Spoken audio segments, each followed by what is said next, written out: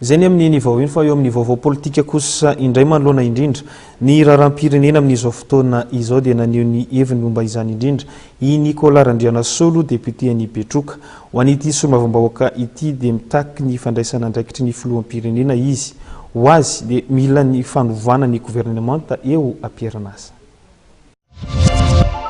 Mitaky fandraisan'ny filoham-pirenena andraikitra ny zava-misy amin'izao fotoana izao araky ny hevitry ny solombavambahoaka Randrianasolo Nicolas ao anatin'ny fahasahiranana ny vahoaka manoloana ny tsy fahampian'ny asa sy fiakaran'ny vidim-piainana mampikaikaika na ny mponina an-tanan-dehibe sy ambanivohitra ny tsy fandriampahalemana everiny solombavambahoaka ny Betroka fa ilaina ny anovana ny gouvernemanta misy amin'izao fotoana izao. Iaho dia efa miteny ombenombeno hoe i membre ny gouvernement io zany 75% dia sy manao asa sy mahalala le problème nolo any amin'ny fotony fa ny zavatra fantatsiny dia hoe any amin'ny faritany dia amin'ny resao sasany ihany fa sahala aminay to zany dia député de Madagasikara zany hoe vao fita any amin'ny district mahay ny olana any amin'ny fotony ihany zany dia ireo membre gouvernement reo zany izinao dia mienena sy mihaino le teninay izay mpitondra teny amin'ny olona reo teny avy any amin'ny fotony dia misy amin'ireo gouvernement reo a saroany président de la République zany sy concentré tsony zany amin'ny asiny amin'izao fotoana satria efa matetika hoe misy faharemanemahy misy zao hoe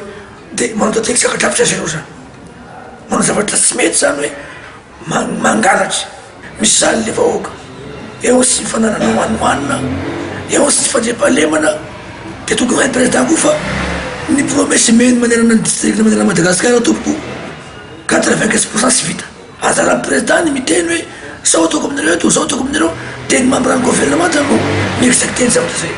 matetika ny filoham-pirenena zany izinao dia vao teniteny amin'ny resaka gazety zay namanjery fa narasina amin'ny zavatra tsy foloana mba mahitana ve ministre miteny miaro ny